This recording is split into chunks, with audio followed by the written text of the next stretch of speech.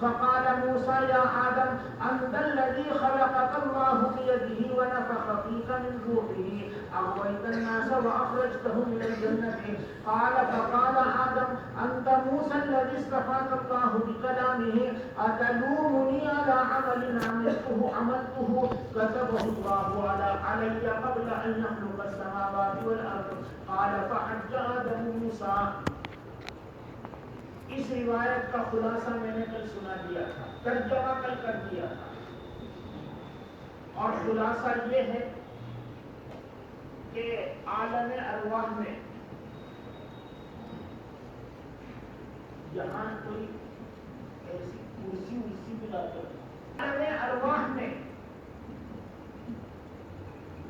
حضرت آدم اور حضرت موسیٰ کی روحیں جمع ہوئی اللہ کے حضور میں اور دونوں میں مناظرہ ہوا، اور حضرت موسیٰ نے کہا کہ آپ کو اللہ نے اپنے دست قدرت سے پیدا کیا تھا، اپنی خاص روح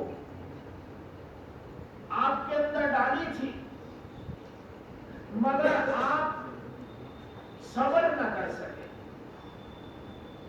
اور جس شجر ممنوعہ سے روکا گیا تھا اس کو آپ نے کھا لیا، جس کی وجہ سے پوری ذریت آپ کی پریشانی میں مبتلا ہو گئی، سب کو جنت سے نکلنا پڑا اور دنیا میں جا کر جھمیلے اٹھانے پڑ رہے ہیں۔ تو جواب میں حضرت آدم نے کہا کہ آپ تو کلیم اللہ ہیں، آپ جانتے ہیں کہ جو کچھ میں نے کیا ہے اللہ نے آسمان و زمین کو پیدا کرنے سے سینکڑوں سال پہلے یہ بات لکھ دی تھی، پر جب اللہ نے لکھ دیا تھا تو ظاہر ہے ہونا ویسے ہی تھا، اس کے خلاف کیسے ہو جاتا؟ حضور اکرم صلی اللہ علیہ وسلم نے فرمایا فحج آدم موسیٰ، حضرت آدم مناظرہ جیت گئے، حضرت موسیٰ پر غالب آ گئے، حضرت موسیٰ کوئی جواب نہیں دے سکے، حدیث شریف پوری ہو گئی۔ اس حدیث کے ضمن میں ایک دو باتیں جانو۔ پہلی بات تو یہ ہے نوشت تقدیر گناہ کا عذر نہیں بن سکتا،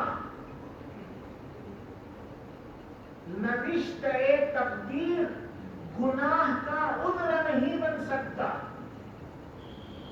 مگر نوشت تقدیر کو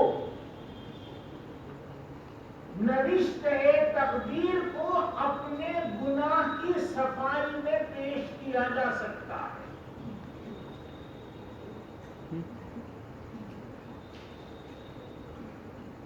بات کو سمجھ لو گے، نوشت تقدیر گناہ کا عذر نہیں بن سکتا، مگر اس کے ذریعے الزام کو رفع کیا جا سکتا ہے، الزام کو کا جواب دیا جا سکتا ہے، الزام کو دفع کیا جا سکتا ہے۔ میرے جملے کو یاد رکھو، جملہ سمجھ میں آ رہا ہے؟ کیا جملہ میں بول رہا ہوں؟ نوشت تقدیر گناہ کا عذر نہیں بن سکتا، مگر اس کے ذریعے الزام کو رفع کیا جا سکتا ہے۔ دیکھو جب حضرت آدم علیہ نبینا علیہ السلام سے گناہ سرزد ہوا تو انہوں نے اللہ کے حضور میں معافی مانگی یا یہ کہا کہ تو نے لکھا تھا اس لیے گناہ کیا؟ عذر تو نہیں بنایا، نوشت تقدیر کو عذر نہیں بنایا، بلکہ اللہ کے حضور میں معافی کے طلبگار ہوئے۔ ربنا اننا ظلمنا انفسنا وان لم تغفر لنا وترحمنا لنكونن من الخاسرین۔ نوشت تقدیر کو انہوں نے عذر نہیں بنایا،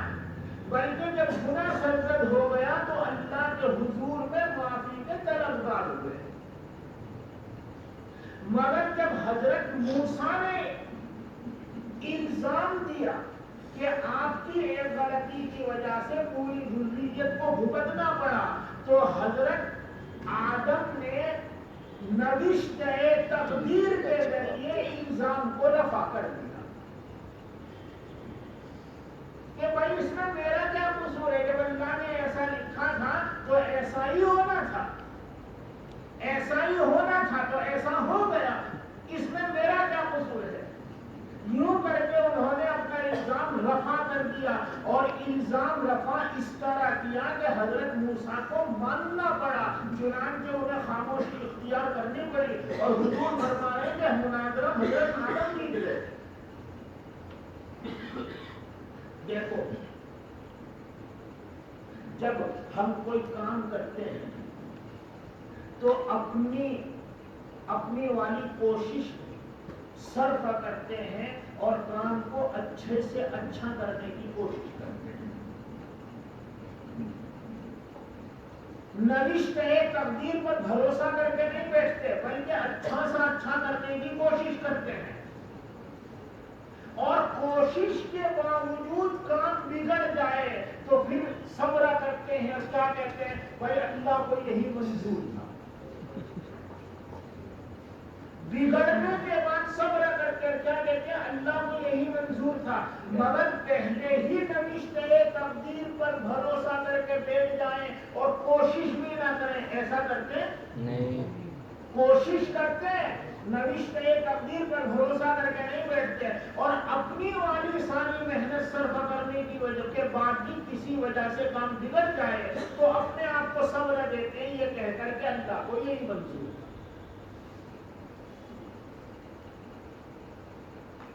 اسی طریقے سے یہ جو کہا اللہ کو یہی منظور تھا، در حقیقت یہ اپنے اوپر سے الزام رفع۔ کوئی یہ کہہ سکتا ہے تیری کوتاہی کی وجہ سے نقصان ہوا، اپنا نفس کہہ سکتا ہے تیری کوتاہی کی وجہ سے نقصان ہوا، تو وہ اپنے نفس کو جواب دے رہا ہے میری کوتاہی کی وجہ سے نقصان نہیں ہوا، بلکہ اللہ کو یہی منظور ہے۔ یہ الزام کو رفع کیا اس نے اپنے اوپر۔ اسی طرح گناہ، نوشتہ تقدیر کو گناہ کا عذر نہیں بنا سکتے کہ ایک بندہ کہنے لگے کہ جب اللہ نے میری قسمت میں لکھا ہے کہ زنا کرے گا تو زنا کروں گا، اب میں نے زنا کر لیا تو میرا کیا قصور۔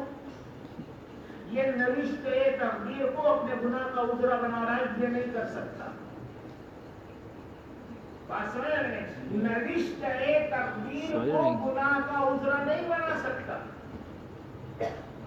مگر محنت خوب کی اور خوب محنت کرنے کے باوجود فیل ہو گیا تو اب کیا کہے گا، بھائی اللہ کو منظور یہی تھا، میری قسمت میں پاس ہونا نہیں لکھا تھا تو میں نہیں پاس ہوا، باقی میں نے محنت تو کی ہے۔ میری قسمت میں پاس ہونا نہیں لکھا تھا تو نہیں ہوا پاس، یہ در حقیقت وہ الزام کو رفع کر رہا ہے۔ تو نوشتہ تقدیر سے الزام کو تو رفع کر سکتا ہے، مگر نوشتہ تقدیر کو گناہ کا عذر نہیں بنا سکتا۔ حضرت موسیٰ نے جب الزام دیا تو حضرت آدم نے الزام کو رفع کیا نوشتہ تقدیر سے، مگر جب گناہ ہوا تو نوشتہ تقدیر کو عذر بنایا یا اللہ کے حضور میں معافی کے طلبگار ہوئے۔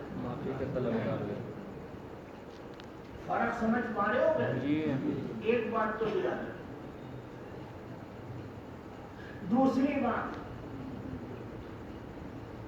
دیکھو، میں کہہ رہا تھا کہ ایک ہے تقدیر اور ایک ہے شمول علم، اور دونوں کی سرحدیں ملی ہوئی ہیں، اور ہمیں فرق کرنا ہے کہ تقدیر کا مرحلہ کہاں آ کر پورا ہوا اور کہاں سے شمول علم کی سرحد شروع ہوئی۔ اسی واقعے کو لو، اللہ کی جو تقدیر ہے اس تقدیر کا ایک جز یہ بھی ہے کہ انسان نامی ایک مخلوق پیدا کی جائے گی جس کے جد امجد آدم ہوں گے۔ پیدا کیے جانے کے بعد میں ان کو جنت میں رکھا جائے گا اور وہ مخلوق جزوی اختیار والی ہوگی اور اس کو اوامر بھی دیے جائیں گے اور نواہی بھی دیے جائیں گے. بس یہاں آ کر تقدیر پوری. اب تقدیر کے مطابق حضرت آدم کو جنت میں رکھا جائے گا اور ایک نواحی دی جائے گی اور اس نواحی میں کوتاہی ہو جائے گی جس کے نتیجے میں دنیا میں جانا پڑے گا. یہ سب اللہ کو پہلے سے معلوم ہے. کیوں؟ اس لیے کہ اللہ کا علم ہر چیز کو محیط ہے. اللہ کو معلوم ہے کہ آدم نام کے جو ہستی پیدا کی جائے گی اختیار کے ساتھ پیدا کی جائے گی، جنت میں رکھی جائے گی اور ایک چیز سے روکا جائے گا مگر ان سے سرزد ہو جائے گی وہ بات. نتیجے میں کہاں جانا پڑے گا؟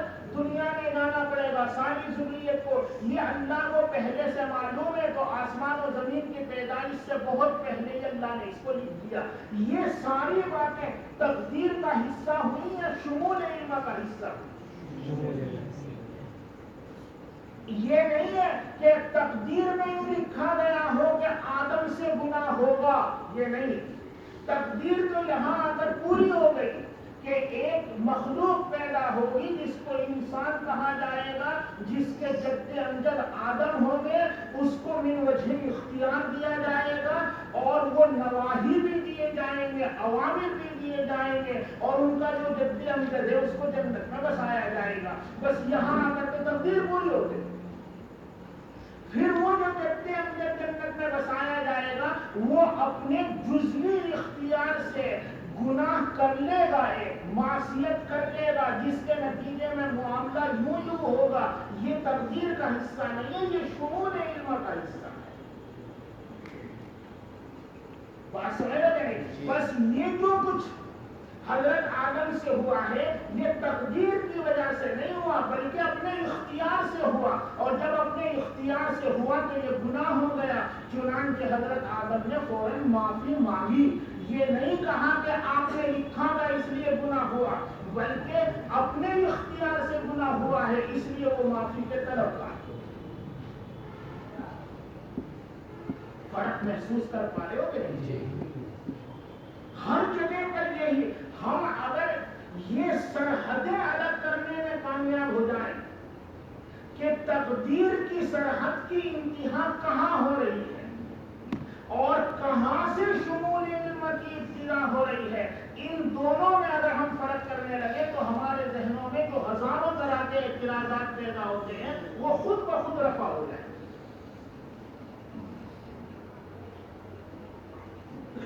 اگلی بات،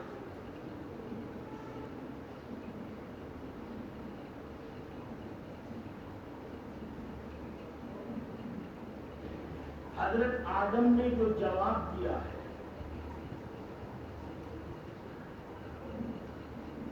ایک تو ہے حضرت آدم کا عمل اور ایک ہے حضرت آدم کا جواب. حضرت موسیٰ، حضرت آدم کا عمل کیا ہے کہ جب گناہ سرزد ہوا تو فوراً طلبگار ہوئے معافی کے. ربنا اننا ظلمنا انفسنا وان لم تغفر لنا وترحمنا لنكونن من الخاسرین. یہ تو ہے عمل. اور دوسرا ہے جواب حضرت موسیٰ، اور وہ جواب یہ ہے کہ اللہ کی نوشت تقدیر میں دنیا بسانا تو ہے ہی. نوشت تقدیر میں مجھے خلافت سے سرفراز کرنا ہے تو آسمان و زمین کو بنانے سے پہلے نوشت تقدیر میں ہے کہ انسان کو آدم کو خلافت سے سرفراز کیا جائے گا. تو مجھے خلافت سے سرفراز جبھی تو کیا جائے گا جب میں جنت سے نکل کر دنیا میں جاؤں گا. اگر جنت میں رہوں گا تو خلافت سے کیسے سرفراز کیا جاؤں گا؟ جب اللہ نے طے کر رکھا تھا کہ انسان کو خلافت سے سرفراز کیا جانا ہے تو خلافت سے سرفراز تو میں جب ہی کیا جاؤں گا جب دنیا میں بھیجا جاؤں، اور دنیا میں بھیجے جانے کے لیے کچھ حال ہونا تھا، چنانچہ یہ حال ہوا، میں نے شجر ممنوعہ کھا لیا اور دنیا میں بھیجا گیا، اور یہ بہانہ بنا اور پھر انسان کو خلافت سے سرفراز کر دیا گیا۔ تو حضرت آدم کا عمل تو وہ ہے کہ جب گناہ ہوا تو معافی کے طلبگار ہوئے، اور انہوں نے الزام جو رفع کیا اس معنی پر کیا ہے کہ اللہ کی تقدیر میں انسان کو خلافت سے سرفراز کرنا مقدر تھا، اور یہ اسی وقت ممکن تھا جبکہ جنت سے نکل کر میں اور میری ذریت دنیا میں جائے، تبھی ممکن تھا۔ بس ہمیں جانا ہی تھا، اللہ نے آسمان و زمین کو پیدا کرنے سے پہلے سے طے کر رکھا تھا کہ انسان کو خلافت سے سرفراز کیا جائے گا، بس ہمیں دنیا میں جانا ہی تھا، لہذا آپ مجھے الزام نہیں دے سکتے کہ میری وجہ سے ذریت کو دنیا میں جانا پڑا۔ دنیا میں ذریت کا جانا تو مقدر اللہ نے آسمان و زمین کو پیدا کرنے سے پہلے کر دیا۔ الزام سمجھ میں آ رہا ہے؟ الزامی جواب جو حضرت موسیٰ کو دیا جا رہا ہے وہ یہ ہے، وفي الباب عن عمر وجندب هذا حديث حسن غريب من هذا الوجه من حديث سليمان التيمي عن الأعمشي وقد رواه بعض أصحاب الأعمشي عن أبي صالح عن أبي هريرة۔ بھائی اللہ کی تقدیر میں یہ بھی ہے کہ نہیں کہ ایک مخلوق پیدا کی جائے گی جس کو انسان کہا جائے گا، جس کو خلافت ارضی سے سرفراز کیا جائے گا، جو جزوی اختیار کے ساتھ ہوگی، جس کو اوامر و نواہی دیے جائیں گے، اور جس کے جد امجد آدم ہوں گے۔ یہ سب تقدیر کا حصہ ہے کہ نہیں؟ اب جب اس میں یہ بات ہے کہ خلافت ارضی سے سرفراز کیا جائے گا، تو خلافت ارضی سے تو جبھی سرفراز کیا جائے گا نا آدمی جب زمین پہ آئے گا، جنت میں رہتے ہوئے تھوڑے خلافت ارضی سے سرفراز کیا جائے گا۔ بس حالات بننے تھے اور مجھے یقیناً زمین پر آنا تھا، چنانچہ حالات بنے، میں نے شجر ممنوعہ کھا لیا جس کی پاداش میں مجھے زمین پر آنا پڑا، اور نوشتہ تقدیر مکمل ہوا وہی مانا کہ مجھے اور میری ذریت کو خلافت ارضی سے سرفراز کیا گیا۔ اس بات کو سمجھ پا رہے ہو کہ نہیں؟ یہ بہت گہری بات ہے، سمجھ پا رہے ہو کہ نہیں؟ یہ حضرت آدم جواب دے رہے ہیں۔ وفي الباب عن عمر وجندب هذا حديث حسن غريب من هذا الوجه من حديث سليمان التيمي الأعمشي وقد رواه بعض أصحاب الأعمشي عن أبي صالح عن أبي هريرة عن النبي صلى الله عليه وسلم نحوه وقال بعضهم عن الأعمشي عن أبي صالح عن أبي سعيد عن النبي صلى الله عليه وسلم وقد روي هذا الحديث من غير وجه عن أبي هريرة عن النبي صلى الله علیہ وسلم۔ جب بعض مرتبہ غلطی اور غلطی کے پاداش میں اخراج وہ انسان کی ترقی کا سبب بن جاتی ہے۔ ایک بندہ کسی جگہ پر مثال کے طور پر پڑھتا ہے، کوئی غلطی ہوئی، مدرسے سے اخراج ہو گیا، اس نے معافی تلافی کی، اس کی معافی نہیں ہوئی، دائمی اخراج کر دیا، اس نے اپنی محنت بڑھائی اور اگلے سال محنت بڑھ کر دارالعلوم میں داخل ہو گیا، وہاں سے فارغ ہوا اور وہاں سے فراغت کے نتیجے میں اس کو دارالعلوم میں نوکری بھی مل گئی، پھر بڑھتے بڑھتے وہی دارالعلوم میں پڑھا استاد بھی بن گیا۔ تو یہ سارے جو انعامات ہو رہے ہیں اس کی بنیاد کیا ہے؟ وہی اخراج ہے، سمجھے کہ اس کی بنیاد ہے وہ اخراج۔ اگر وہ اخراج نہ ہوا ہوتا تو نہ وہ اس مدرسے سے جاتا، نہ مدرسے سے جاتا تو نہ اگلے میں داخل ہوتا، نہ اگلے میں داخل ہوتا تو وہاں مدرس بھی نہ بنتا، نہ یہ ترقی ہوتی۔ تو آج تم کہو کہ آدم علیہ السلام سے جنت میں قصور ہوا، اس کے بعد خلافت ارضی سے سرفراز ہو گئے، جرم کیا انعام ملا؟ نہیں، بعض مرتبہ غلطی بھی انسان کی ترقی کا ذریعہ بن جاتی ہے. بعض مرتبہ غلطی اور اس کا احساس اور غلطی کی سزا اور اس سزا سے ملنے والا سبب، یہ ساری چیزیں بعض مرتبہ ترقی کا سبب بن جاتی ہیں. حضرت آدم سے جو غلطی ہوئی اور پھر انہوں نے توبہ اللہ کی اور اس کے بعد اخراج ہوا، اس اخراج کو اس نعمت کی صورت دے دی گئی کہ خلافت ارضی سے سرفراز کر دیا گیا. اگر وہ جنت میں رہتے تو یہ نعمت ملتی؟ یہ نعمت ملی جب زمین پر آئے ہیں. اس زمین پر آنے کے بعد ہی خلافت ارضی سے سرفراز ہوئے، ورنہ خلافت ارضی سے سرفراز نہ ہوتے. لہذا یہ اخراج ہی گویا ہم تمام انسانوں کے لیے فضیلت کا باعث بنا. جو اکرام ہمارے ماں باپ کا ہے وہی اکرام آٹومیٹک اولاد کا ہوگا کہ نہیں. لہذا ہم تمام انسانوں کے لیے جو فضیلت کا باعث بنا، در حقیقت وہ اخراج ہی بنا. اس اخراج ہی کی وجہ سے خلافت عربی سے ہم لوگ سرفراز کیے گئے. باب ما جاء فی الشقاء والسعادۃ. آدمی برا بھی ہوتا ہے اور نیک بخت بھی ہوتا ہے، اور اللہ کے علم میں جو نیک بخت ہے اس کے لیے نیکیوں والے اعمال آسان کر دیے جاتے ہیں، اور جو بدبخت ہیں اس کے لیے برے اعمال آسان کر دیے جاتے ہیں. بس وہ اپنی انتہا کو پہنچتے ہیں. جو نیک بخت ہے اللہ کے علم میں، یہ تقدیر کا مسئلہ ہے یا شمول علم کا مسئلہ ہے؟ شمول علم. اللہ نے تو تقدیر کہاں تک ہے کہ انسان نامی جو مخلوق پیدا کی جائے گی جو جزوی اختیار کے ساتھ ہوگی، اس کا ایک فرد زید ہوگا اور ایک فرد کشن ہوگا. مثال کے طور پر کشن ہوگا، اور یہاں اگر تقدیر پوری ہو گئی، اب اللہ کو پہلے سے معلوم ہے کہ یہ جو فرد زید ہے یہ اپنے اختیار سے ایمان لائے گا، جنت میں جائے گا، اور یہ جو کشن ہے یہ اپنے اختیار سے کفر کرے گا، کہیں اور پہنچے گا.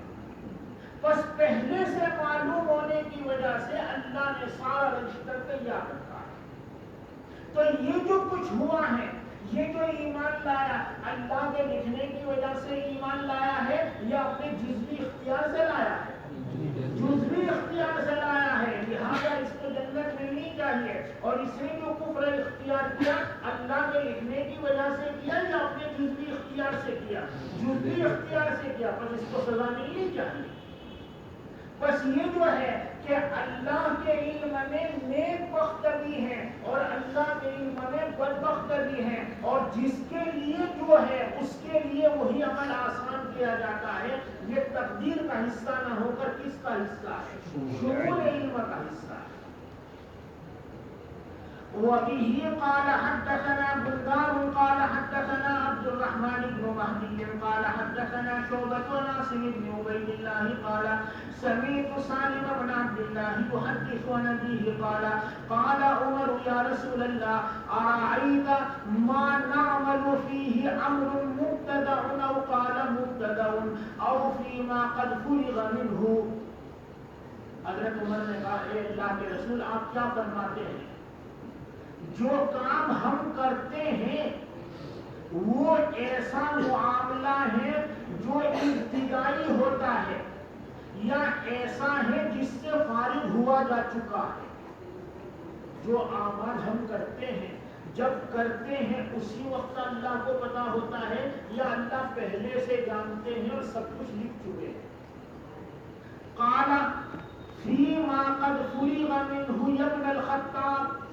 تو آپ نے فرمایا وہ ایسا معاملہ ہے جس سے فارغ ہوا جا چکا ہے اے ابن خطاب. اللہ پہلے سے جانتے ہیں. وَكُلٌّ مُيَسَّرٌ اور ہر ایک کے لیے آسان کیا جاتا ہے. اما من کان من اہل السعادۃ فانه یعمل للسعادۃ، جو نیک بختوں میں سے ہوتا ہے اس کے لیے نیک عملات آسان کیے جاتے ہیں۔ وَأَمَّا مَنْ كَانَ مِنْ أَهْلِ الشِّقَاءِ فَإِنَّهُ يَعْمَلُ لِلشِّقَاءِ، اور جو بدبختوں میں سے ہوتا ہے اس کے لیے برے عمل آسان کیے جاتے ہیں۔ حدیث شریف کو سمجھ لو۔ بات یاد رکھنے کی بات یہ ہے کہ یہ جو ہے یہ کس کا حصہ ہے؟ یہ شمول علم کا حصہ ہے۔ وفي الباب عن علي وحذيفة بن أسيد وأنس وعمران بن حسين هذا حديث حسن صحيح وبه قال أخبرنا الحسن بن علي الحلواني قال حدثنا عبد الله بن نمير ووكيع عن الأعمش عن سعد بن عبيدة عن أبي عبد الرحمن السلمي عن علي رضي الله عنه قال بينما نحن مع رسول الله صلى الله عليه وسلم وهو ينكت في الأرض، ہم حضور کے ساتھ تھے درا حالے کہ آپ زمین کو کورید رہے تھے۔ بعض لوگوں کا تقیہ کلام ہوتا ہے، کسی کا قولی تقیہ کلام ہوتا ہے، کسی کا فعلی تقیہ کلام ہوتا ہے۔ قولی تقیہ کلام ہوگا تو جب وہ بات کرے گا تو بار بار جملے کو بولے گا۔ کسی کا تقیہ کلام ہوتا ہے، سمجھے گے تو وہ بات کہنے سے پہلے کہہ دے گا، سمجھے گے آگے اس نے اپنی بات بیان بھی نہیں کیا، پوچھ لے گا سمجھے گے۔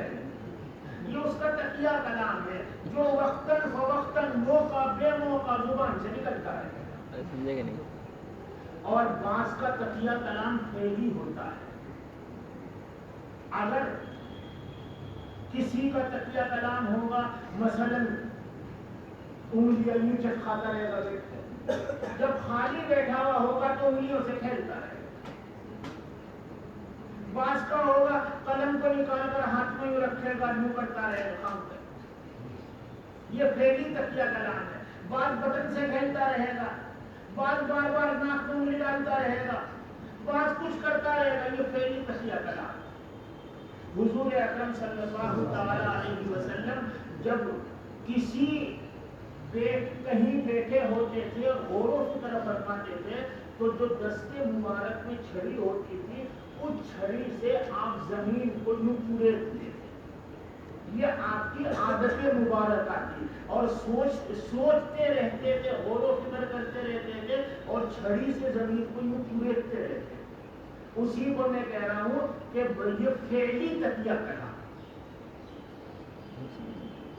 اذ رفع راسه الى السماء، درا حالے کہ آپ زمین کو کورید رہے تھے کہ اچانک آپ نے سر مبارک آسمان کی طرف اٹھایا۔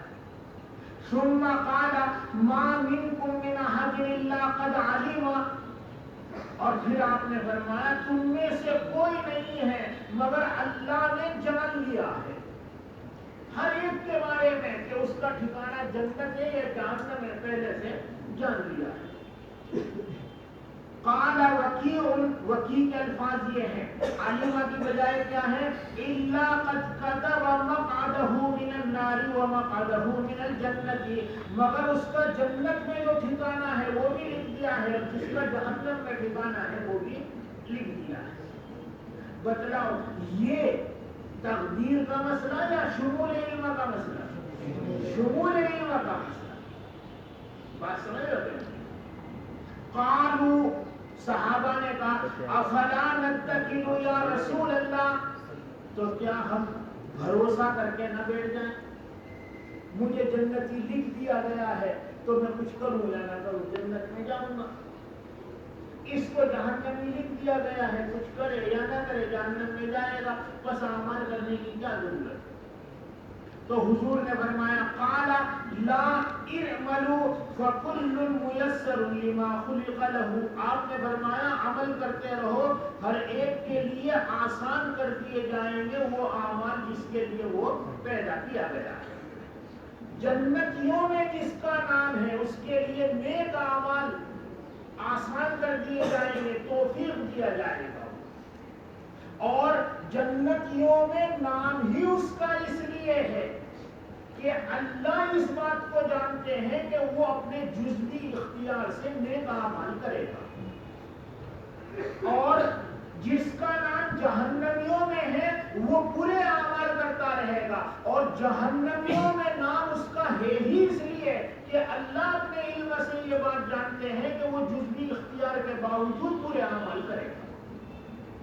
بس یہ شمول علم کا مسئلہ۔ هذا حدیث حسن صحیح باب ما جاء ان الاعمال بالخواتیم۔ اعتبار آخری مرحلے کا ہے، آخری عمل کا ہے۔ آدمی ساری زندگی مومن، دیندار، پرہیزگار، متقی، صالح بن کر رہا، احکام خداوندی کا اور شریعت محمدیہ کا پابند رہا، مگر موت کے قریب اللہم احفظنا اللہم احفظنا اللہم احفظنا، اس کے حالات چینج ہوئے اور وہ کفر و شرک میں مبتلا ہو گئے۔ تو قیامت میں جو فیصلہ ہوگا ساری زندگی کے اعمال کے اعتبار سے ہوگا یا آخری وقت میں جو حالت تھی اس کے اعتبار سے؟ ایک آدمی ساری زندگی کفر و شرک میں مبتلا رہا، اللہ نے اپنے فضل و کرم سے توفیق دی، اس نے اسلام قبول کیا اور فوراً مر گیا، تو ٹھکانہ کیا ہے اس کا؟ جنت۔ کیوں؟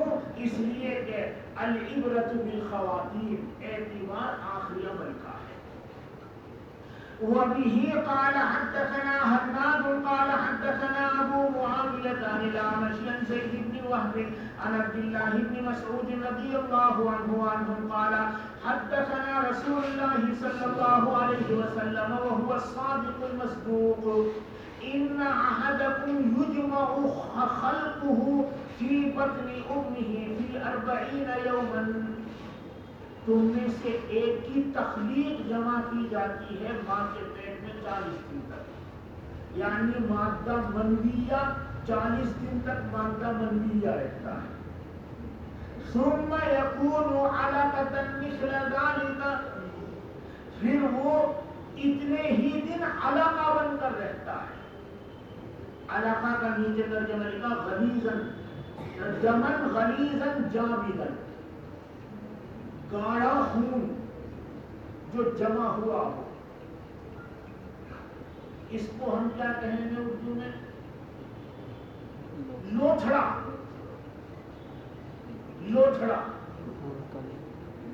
بھائی، لوتھڑا جو ہوتا ہے بالکل خون جیسا ہوتا ہے کہ نہیں، مگر وہ اتنا جم جاتا ہے کہ گوشت کی بوٹی جیسا لگنے لگتا ہے۔ لوتھڑا 40 دن اسی طرح رہا۔ ثم يكون مزغة مثل ذلك، پھر وہ گوشت کی بوٹی بن جاتا ہے اسی طرح 40 دن تک اس طرح۔ ثم يرسل الله إليه الملك، پھر اللہ وہاں پر اس کے پاس فرشتہ بھیجتے ہیں۔ فينفخ فيه الروح، تو وہ اس جنین میں روح پھونکتا ہے۔ روح عالم ارواح میں جو روح رکھی گئی ہے، جب جسم تیار ہوتا ہے کسی روح کا تو وہاں سے روح کو لا کر اس جنین میں پھونک دیتا ہے۔ وَيُؤْمَرُ بِأَرْبَعٍ، اور حکم دیا جاتا ہے فرشتہ 4 باتوں کا، یہ 4 باتیں لکھ دے۔ يَكْتُبُ رِزْقَهُ وَعَجَلَهُ وَعَمَلَهُ وَشَقِيٌّ أَوْ سَعِيدٌ، وہ اس کا رزق لکھ دیتا ہے، اس کی عمر لکھ دیتا ہے، وہ اچھے برے عمل کرے گا کیا کرے گا وہ لکھ دیتا ہے، وہ نیک بختہ ہوگا یا بدبختہ ہوگا یہ لکھ دیتا ہے، اللہ جیسا بتلاتے اس کے مطابق۔ یہ جو لکھنا ہو رہا ہے یہ تقدیر کا حصہ ہے یا شمول علم کا حصہ ہے؟ شمول علم کا حصہ ہے، یہ شمول علم کا حصہ ہے۔ تقدیر تو یہاں اگر پوری ہو گئی کہ زید پیدا کیا جائے گا، یہاں اگر پوری ہو گئی، اس کے بعد کہ زید اپنے اختیار سے اچھا کرے گا یا برا کرے گا، اپنے اختیار سے زیادہ روزی کمائے گا یا کم کمائے گا، اپنے اختیار سے خالص حلال کمائے گا یا حرام کی کمائے گا، کون سا عمل کرے گا، یہ سب اس کے اختیار سے ہوگا، اور اللہ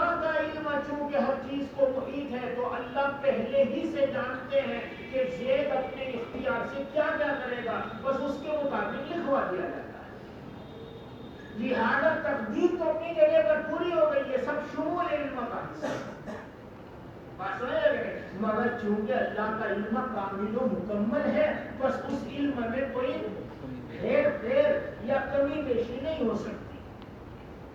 فَوَالَّذِي لَا إِلَٰهَ غَيْرُهُ إِنَّ أَحَدَكُمْ لَيَعْمَلُ بِعَمَلِ أَهْلِ الْجَنَّةِ حَتَّىٰ مَا يَكُونَ بَيْنَهُ وَبَيْنَهَا إِلَّا ذِرَاعٌ ثُمَّ يَسْبِقُ عَلَيْهِ الْكِتَابُ فَيُخْتَمُ لَهُ بِعَمَلِ أَهْلِ النَّارِ فَيَدْخُلُهَا. اس ذات کی قسم جس کے قبضے میں، اس ذات کی قسم جس کے علاوہ کوئی معبود نہیں ہے، بے شک تم میں سے ایک البتہ جنتیوں والا عمل کرتا ہے، یہاں تک کہ اس کے درمیان اور جنت کے درمیان نہیں ہوتا مگر ایک بارش کا فاصلہ. پھر اس پر کتاب لکھا ہوا غالب آتا ہے اور اس کا خاتمہ کیا جاتا ہے جہنمی عمل پر، جہنمی والے عمل پر. اللہ حفاظت کرے. فَيَدْخُلُهَا، وہ جہنم میں چلا جاتا ہے. وَإِنَّ أَحَدَكُمْ لَيَعْمَلُ بِعَمَلِ أَهْلِ النَّارِ حَتَّىٰ مَا يَكُونَ بَيْنَهُ وَبَيْنَهَا إِلَّا ذِرَاعٌ ثُمَّ يَسْبِقُ عَلَيْهِ الْكِتَابُ فَيُخْتَمُ لَهُ بِعَمَلِ أَهْلِ الْجَنَّةِ فَيَدْخُلُهَا. هذا حديث حسن صحيح. وبه قال حدثنا محمد بن بشار قال حدثنا يحيى بن سعيد قال حدثنا الأعمش قال حدثنا زيد بن وهب بن عبد الله بن مسعود قال حدثنا رسول الله صلى الله عليه وسلم فذكر مثله.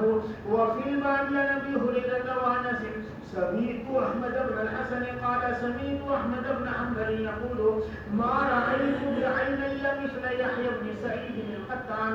هذا حديث حسن صحيح وقد رواه شعبة والثوري الأعمشي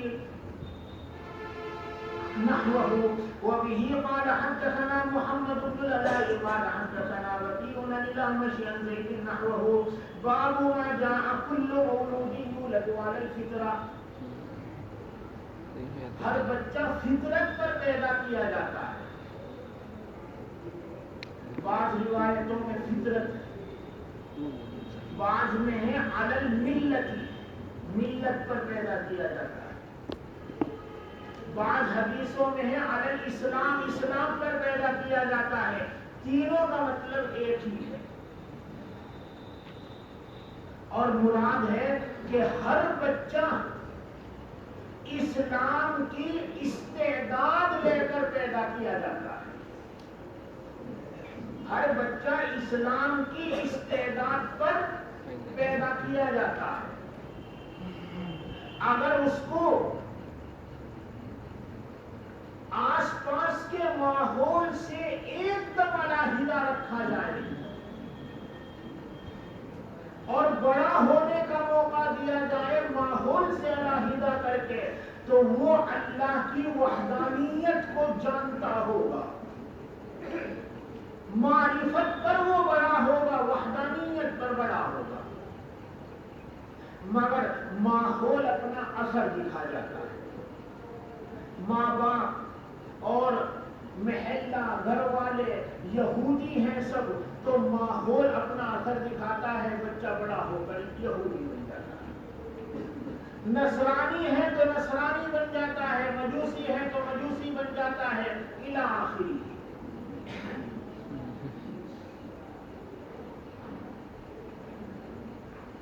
قرآن کریم میں ہے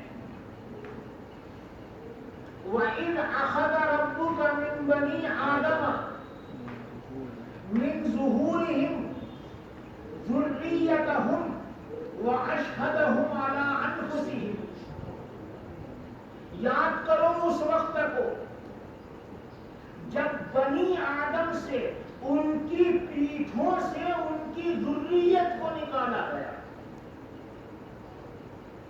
وَإِذْ أَخَذَ رَبُّكَ مِنْ بَنِي آدَمَ مِنْ ظُهُورِهِمْ ذُرِّيَّتَهُمْ وَأَشْهَدَهُمْ عَلَىٰ أَنفُسِهِمْ، اور خود ان کو ان کی ذاتوں پر گواہ بنایا گیا. حدیث شریف میں یہ بھی آتا ہے، تم نے پڑھی ہے حدیث، کہ اللہ تعالیٰ نے حضرت آدم علی نبینا وعلیہ السلام کی دائیں پشت پر ہاتھ پھیرا، تو قیامت تک جتنی جنتی مخلوق ذریت میں آنے والی ہے سب باہر آ گئے، اور بائیں پشت پر ہاتھ پھیرا تو قیامت تک جتنی مخلوق آنے والی ہے سب باہر آ گئی، مگر یہ اس طرح نہیں آئی جس طریقے سے ڈبے میں سے نیچے کا دروازہ کھولو اور گیہوں کے دانے دھڑا دھڑ باہر آنے لگتے، اس طرح نہیں، بلکہ حضرت آدم کی پشت سے حضرت آدم کی سلبی اولاد، اور ان کی پشت سے ان کی سلبی اولاد، ان کی پشت سے ان کی سلبی اولاد، ان کی پشت سے ان کی سلبی اولاد، یوں قیامت تک جو آنے ہیں وہ نکل کر آئے۔ اللہ کیا کہہ رہے ہیں؟ اِذْ أَخَذَ رَبُّكَ مِن بَنِي آدَمَ مِن ظُهُورِهِمْ ذُرِّيَّتَهُمْ، یاد کرو اس وقت کو جب تیرے رب نے بنو آدم کی پیٹھوں سے ان کی ذریت کو نکالا۔ آپ الفاظ میں غور کر رہے ہو گے؟ معلوم ہوا حضرت آدم کی پیٹھ سے سلبی اولاد حضرت آدم کی نکلی، اور ان کی پیٹھ سے ان کی سلبی اولاد نکلی، اور ان کی پیٹھ سے ان کی سلبی اولاد نکلی، اور یوں یہ سلسلہ پورا ہوا، یعنی قیامت تک جتنی اولاد آنی ہے سب باہر آئے۔ اور اس کے بعد اللہ تعالیٰ نے اپنے سامنے ان کو پھیلایا، ان پر تجلی فرمائی۔ وَأَشْهَدَهُمْ عَلَىٰ أَنفُسِهِمْ، خود ان کی ذاتوں کو ان پر گواہ بنایا، یعنی اپنی معرفت کرائی، اور معرفت کرانے کے بعد سالانہ امتحان ہوا، اور ایک ہی سوال دیا گیا اور سب 100 نمبر سے پاس ہوئے۔ سوال کیا تھا أَلَسْتُ بِرَبِّكُمْ، میں تمہارا رب نہیں ہوں؟ تو سب نے بالکل صحیح جواب دیا، قالوا بلا شہدنا، ہم سب گواہی دیتے ہیں کہ آپ ہی ہمارے رب ہیں۔ اس کے بعد یہ روحیں کہاں گئی؟ جس طریقے سے پیٹھوں سے نکالی گئی تھی اس طرح واپس کی گئی نہیں۔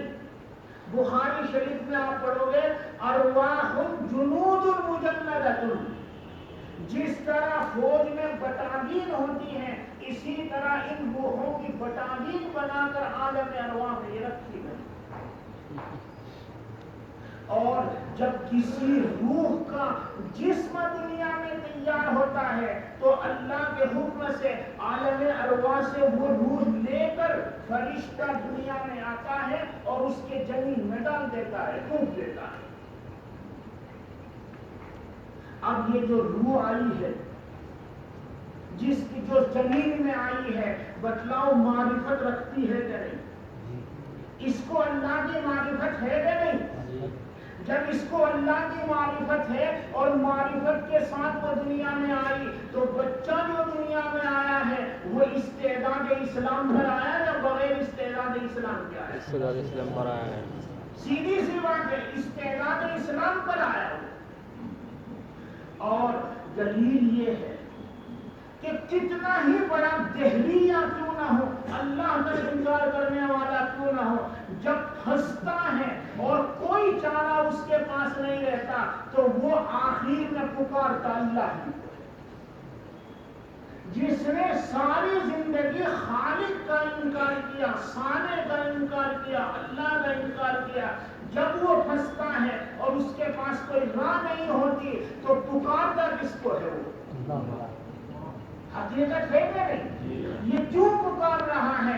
وہ معرفت جو کرائی گئی تھی، جس کی استعداد ماحول کی وجہ سے مدھم پڑ گئی تھی، وہ استعداد بروئے کار آتی ہے اور آدمی اس استعداد سے مجبور ہو کر اللہ کو پکارتا ہے۔